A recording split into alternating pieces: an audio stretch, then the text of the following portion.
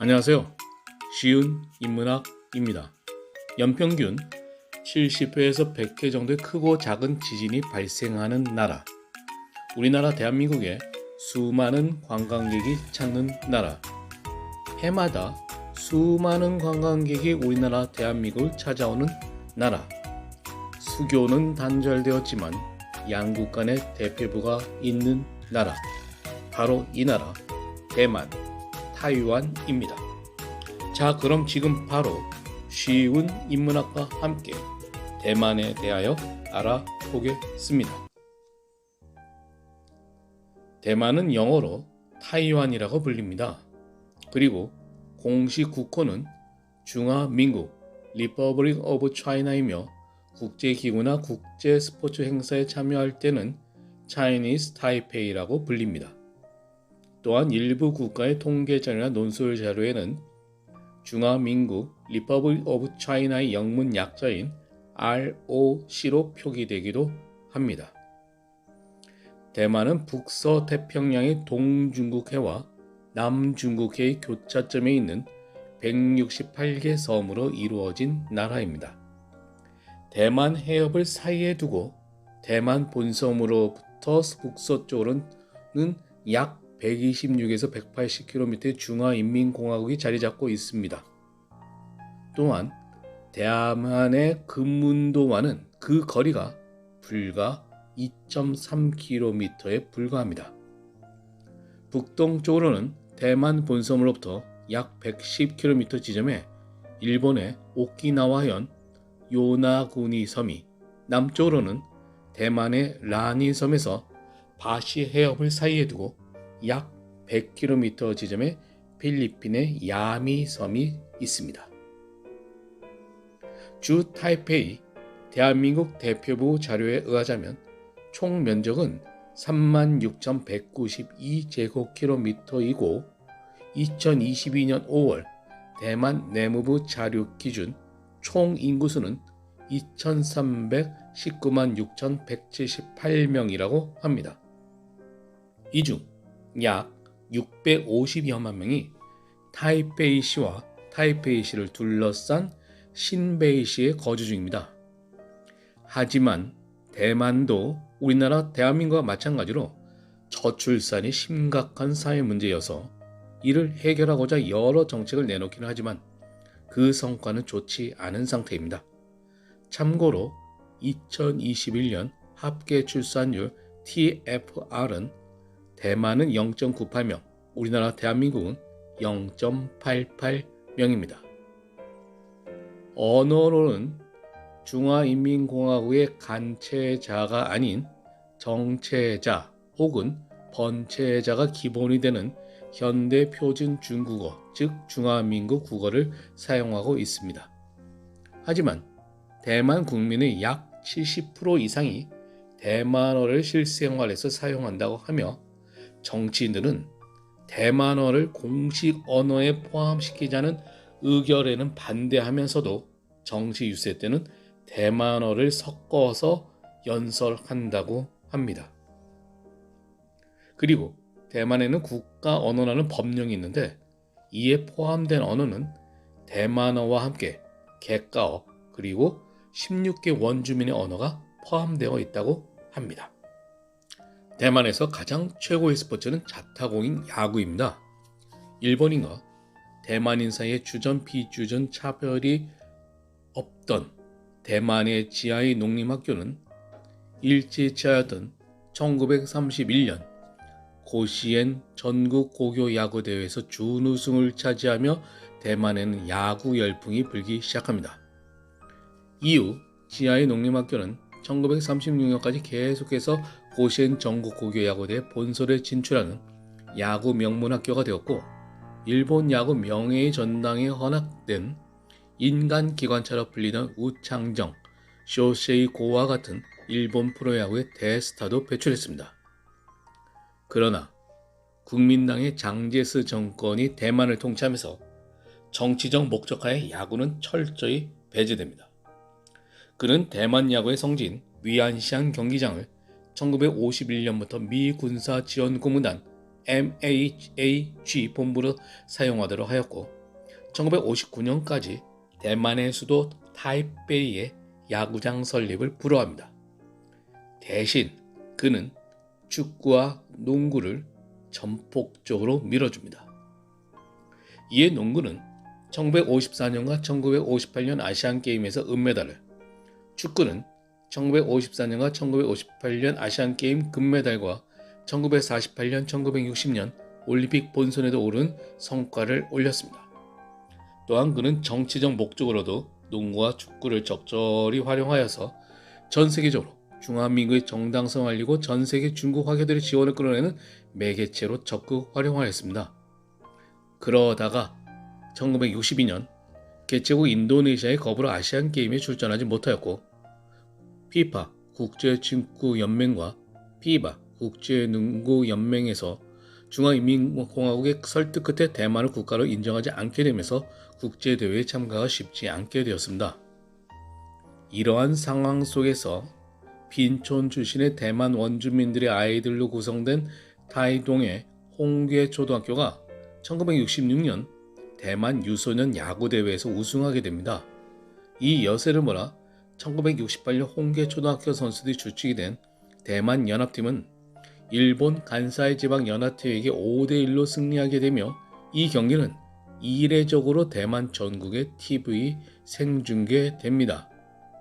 그러면서 대만 리틀 야구팀은 1969년부터 1981년까지 무려 10번의 우승을 차지하였고 이후 지금까지 7번의 우승을 더 차지하여 리틀 야구에서 역대 미국 다음에 최다 우승국이 됩니다.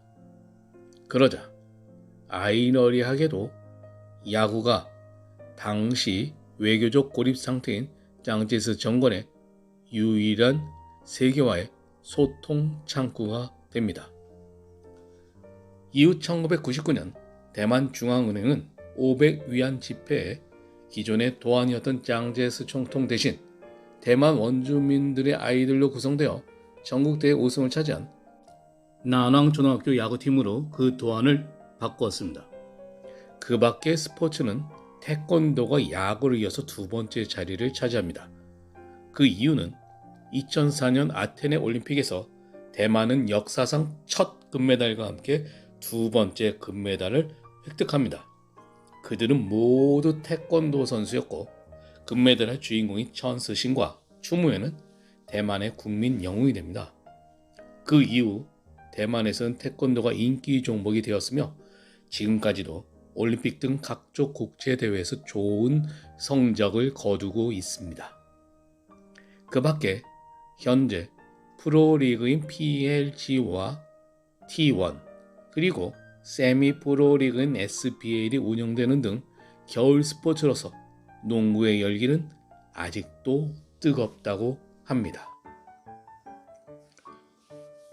우리나라 대한민국과 대만은 1992년 8월 24일에 국교가 단절되었으며 이듬해인 1993년 7월 협의를 거쳐 새로운 관계로서 서울과 타이베이 각각 대표부를 설치, 대회 명칭 주한국 타이베이 대표부 및 주 타이베이 한국 대표부를 설치하였습니다. 우리나라 대한민국과 대만과는 해마다 무역 규모가 증대하고 있으며 2022년 상반기에만 대만 수출 144억 9천만 불이고 수입은 138억 7천만 불로서 우리나라 대한민국 6위 교역 국가입니다. 또한 지속해서 우리나라 대한민국의 무역 흑자를 기록하였지만 향후 반도체 향방에 의해서 무역 적자가 될지도 모르는 상황입니다. 최근에 대만의 드라마나 영화에서 우리나라 대한민국의 음식이나 한류에 관한 이야기는 빠지지 않고 들어가는 소재가 된 지 오래이며 예능 프로그램에서는 100개의 한국 음식을 선정, 인기 음식 평론가가 우리나라 대한민국 박방 곳곳을 다니며 직접 먹어보고 설명하는 등 한류의 인기는 우리의 상상을 초월할 정도입니다.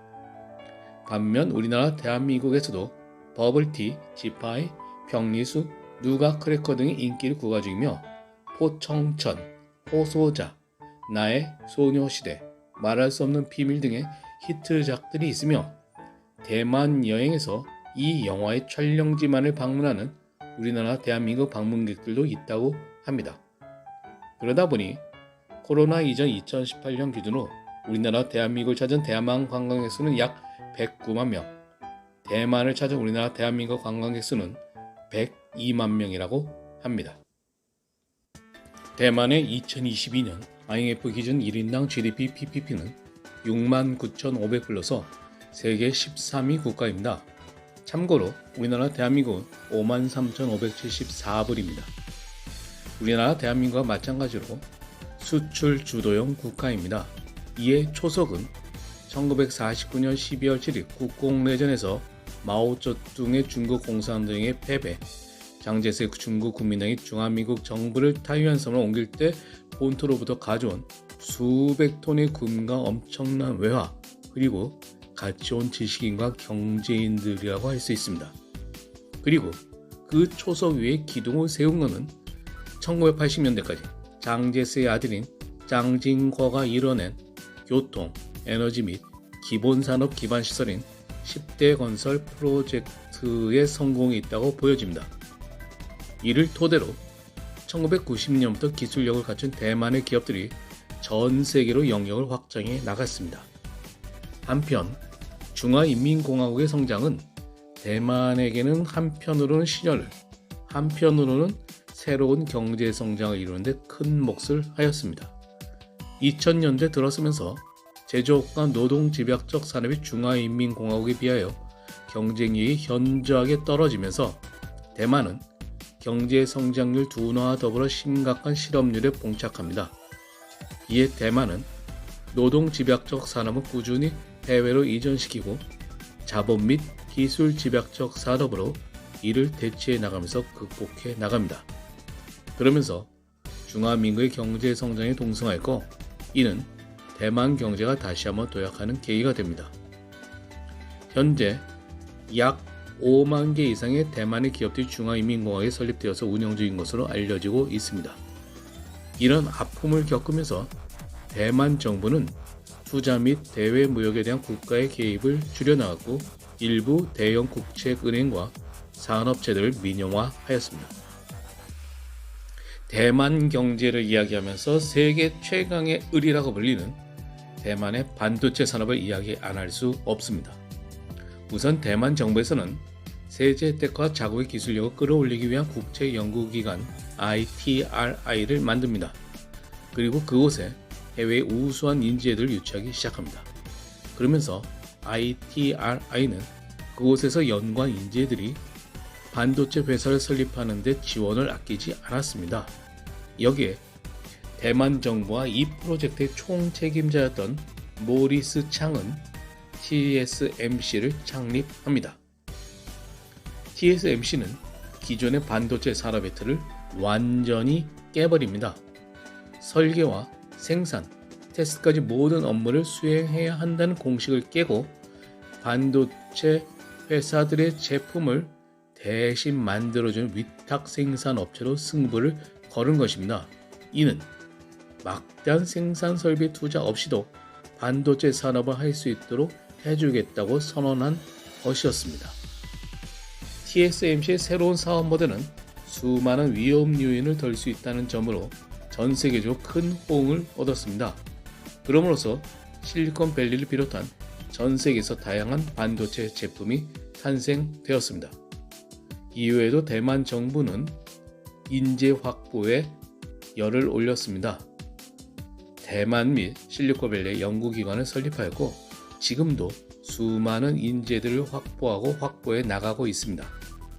이러한 TSMC의 실적은 미국 내 신생 반도체 회사들이 TSMC 덕에 직접 생산 설비를 구축하지 않아도 되는 편리성을 갖게 되었지만 이 과정에서 미국은 반도체 생산 기반을 잃어버렸습니다.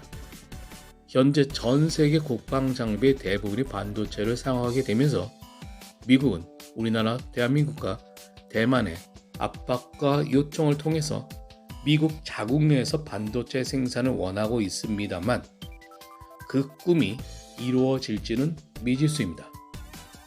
이렇게 반도체 위탁 생산하는 사업을 파운드리라고 합니다. 현재 TSMC의 파운드리 세계 시장 점유율은 56.1%이며 2위사인 우리나라 대한민국의 삼성전자는 15.5%, 3위사인 대만의 UMC는 6.9%입니다. 즉, 대만이 전 세계 시장의 63%를 장악하고 있습니다. TSMC의 2022년 1월부터 11월까지의 누적 매출은 우리나라 대한민국 원화로 약 88조 2,500억 원에 달한다고 합니다. 중화민국의 역사부터 시작하자면 신해혁명과 함께 1912년 1월 순원의 삼민주의를 이야기하여야만 합니다. 하지만 여기에서는 대만, 타이완의 역사만 다루도록 하겠습니다. 약 5만 년에서 1만 년 전에 구석기 문화를 가진 필리핀의 네그리토와 유사한 사람들이 대만에서 살았다고 합니다. 이후 오스트로네시아어족 원주민들의 섬이었던 대만은 주로 어업을 중심으로 인근 지역과의 교역의 중심지가 됩니다. 오나라 때 처음 문헌에 등장한 대만은 원나라부터 행정구역에 편입되기 시작합니다. 유럽에는 1590년 포르투갈인들이 대만을 처음 발견하였고 그들은 일하 포르모사라고 명명하였으며 이로 인해 일부 유럽에서는 아직도 대만을 포르모사라고 부른다고 합니다. 한편 854년부터 1732년까지 대만에는 다두왕국 또는 미다그 왕국이라 부르는 부족 연합 왕국이 존속하였다고 합니다. 1624년 평우 제독을 점거한 네덜란드 동인도 회사 VOC는 명나라와 협상 끝에 평우 제도를 포기하고 대만의 서남부, 현재의 타이난시에 대한 권리를 확보합니다. 1625년 네덜란드인들은 진란디아 요새를 세우고 쌀과 사탕수수 등의 경작을 위해 중국 푸젠성에서 사람을 모집, 대만의 토지를 개간하고 경작하기 시작합니다. 1626년에 스페인이 들어와 그 세력을 점차 넓혀갔으나 1642년 네덜란드의 승리로 스페인은 대만에서 쫓겨납니다. 한편 명나라는 청나라에 의하여 망하고 반천복명이라는 구하에 청나라에 대항하던 정송공은 대만으로 쫓겨나게 되고 대만을 점령하던 네덜란드 동인도에서 VOC를 공격, 1662년 2월 1일 네덜란드의 황복을 받아내면서 동룡왕국이라는 한족 정권을 수립합니다.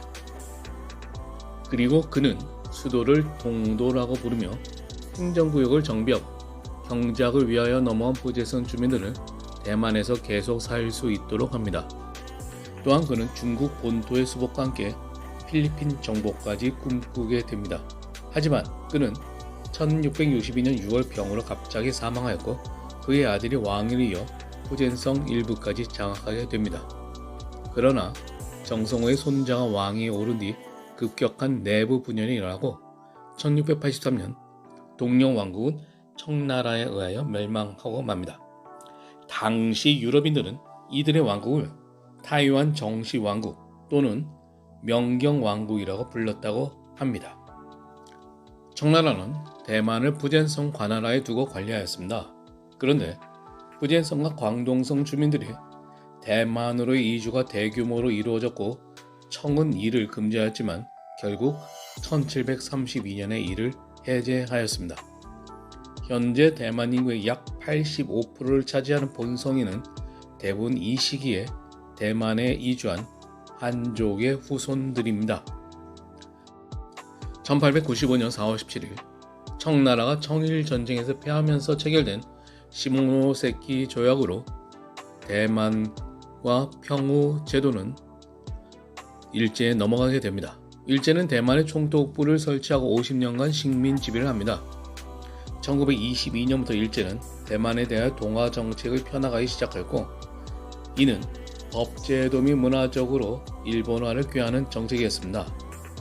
일제는 식민 지배 과정에서 대만의 철도나 도로 등 기반 시설과 교육 제도를 정비하고 일제는 대만을 육구 왕국, 현재 오키나와와 같이 만들고 싶어 했습니다. 일제에 의한 이러한 일련의 정책의 영향과 잔재는 오늘날에도 많이 남아 있습니다. 여기서 잠깐, 왜 대만인들은 일본을 좋아할까요? 첫 번째는 역사적 이유로서 우리나라는 외세에 지배받은 적이 없다가 일제 치하가 되었지만 대만은 긴 세월 동안 외세의 지배하에 있었습니다. 그리고 대만인들은 그들을 지배해왔던 네덜란드, 동료왕국, 청나라보다는 처음으로 대만을 위해서 기반시설과 교육제도 등을 만든 일제강점기가 낫다는 인식을 갖고 있습니다. 또한 통치 스타일도 차이가 있는데 이는 대만의 일제시대의 총독은 50%가 문관 출신이었고 우리나라는 이토 히로부미를 제외하고는 모두 군인 출신이었음을 보면 알 수 있습니다. 두 번째는 미국의 원조가 끊긴 상태에서 유일하게 대만을 도와 많은 원조로 했고 이것이 짱진과의 결제 발전의 원동력이 되었다고 합니다. 세 번째는 짱제세 중국 국민당의 철권 정치 때문이라고 보입니다.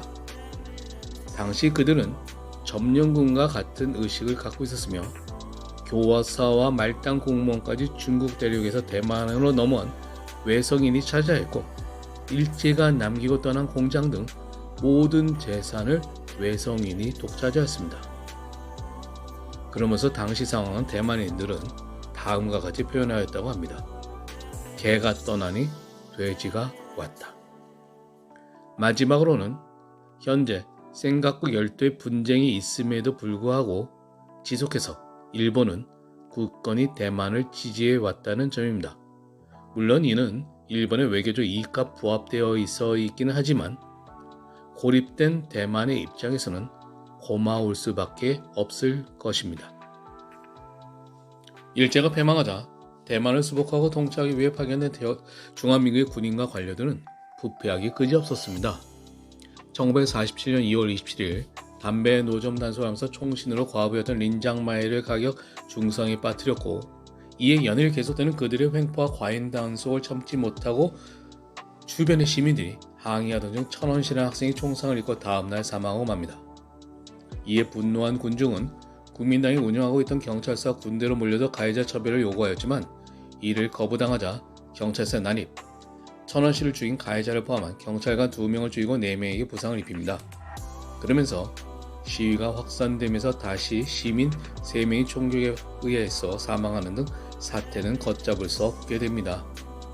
시위가 전국적으로 확산되자 대만의 지식인들은 무차별한 발표를 하는 군경을 대신하여 학생과 청년들로 조직된 치안 봉사들 치안을 유지하면서 국민당 정부와 협상을 시작합니다. 이때 국민당 정부는 협상을 들어주는 것처럼 하면서 본토의 국민당 군대의 파견을 요청합니다. 장제스는 당시 국뽕내전이 한창임에도 불구하고 군대 파견을 승인합니다. 3월 8일 대만의 진압군이 도착하자마자 무차별 진압과 대규모 학살이 일어납니다. 당시 대만인들은 본토에서 온 진압군 사이의 의사소통이 불가했으며 이에 대한 노력도 진압군은 기울이지 않았습니다. 중국을 몰아다들며 무조건 처형하였으며 이때 일제에 의해 강제로 대망의 징병동원 진영을 왔다가 미처 못 돌아간 우리 동포들도 수많이 살해되었다고 합니다. 또한 치안을 담당하던 중학생 수백 명도 총살당했고 당시 대만의 엘리트였던 협상대의 거의 대부분이 처형됩니다. 이렇게 마무리가 될 줄 알았던 이 사건은 1950년대까지 산간 지방으로 도망간 무리를 잡아 고향을 깨끗하게 한다는 명목의 청향이 지속되었으며 그들과 연계되었다고 판단되면 사법 절차도 없이 체포 구금 고문을 받았으며 재판 없이 처형되었습니다. 대만의 계엄령은 1949년 5월부터 무려 38년 후인 1987년까지 지속되며 이때의 공포와 무서움은 영화, 비정성시 등 많은 대만의 드라마나 영화에서 볼 수 있습니다. 1996년 3월 23일에 최초의 총통 직접 선거가 실시되었고 2000년 총통 선거에서는 민주진보당의 천 쉬벤이 총통에 선출되어 처음으로 정권 교체가 이루어집니다. 그리고 2016년에는 민주진보당의 차이잉원이 여성으로서 최초의 중화미국 총통에 당선되었으며 2000년 재선에서 승리, 현재 중화미국의 총통직을 수행하고 있습니다. 비록 영토는 작지만 강한 나라. 한때 한국을 미워했지만 지금은 너무도 사랑하는 나라. 외적으로 보여지는 것보다는 실리를 추구하는 국민들이 사는 나라. 이런 대만, 타이완에 대하여 알아보았습니다. 참, 구독과 좋아요 잊지 마세요. 지금까지 쉬운 인문학이었습니다.